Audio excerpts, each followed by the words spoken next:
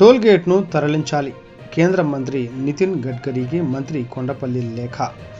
జొన్నాడ సమీపంలోని బోడమెట్టపాలెం వద్ద ఏర్పాటు చేసిన టోల్ గేట్ను బైపాస్ రోడ్డులోకి మార్చాలని కేంద్ర ఉపరితల రవాణా, జాతీయ రహదారుల శాఖ మంత్రి నితిన్ గడ్కరీకి రాష్ట్ర ఎంఎస్ఎంఈ, సెర్ఫ్, ఎన్ఆర్ఐ వ్యవహారాల శాఖ మంత్రి కొండపల్లి శ్రీనివాస్ లేఖ రాశారు. ఈ టోల్ గేట్ వల్ల ప్రజలు ఇబ్బంది పడుతున్నారని, వాహనదారులకు పెను భారంగా మారిందని పేర్కొన్నారు. టోల్ గేట్ ఏర్పాటు చేసే ముందు తీసుకోవాల్సిన చర్యలను చేపట్టలేదని, నిబంధనలను పాటించలేదని పేర్కొన్నారు.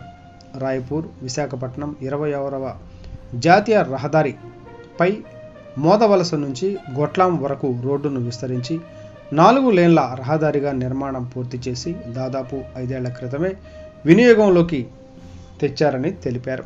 ఇప్పుడు ఈ రోడ్డుపై కొత్తగా టోల్ ప్లాజాను ఏర్పాటు చేయడం నిబంధనలకు విరుద్ధమని పేర్కొన్నారు.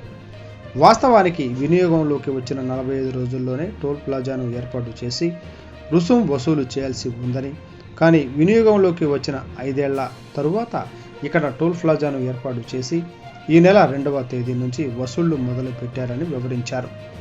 సామాన్య ప్రజలు తీవ్రంగా ఇబ్బంది పడుతున్న ఈ టోల్ ప్లాజాను కొత్తగా నిర్మించిన విజయనగరం బైపాస్ రోడ్లోకి తరలించాలని మంత్రి కొండపల్లి కోరారు.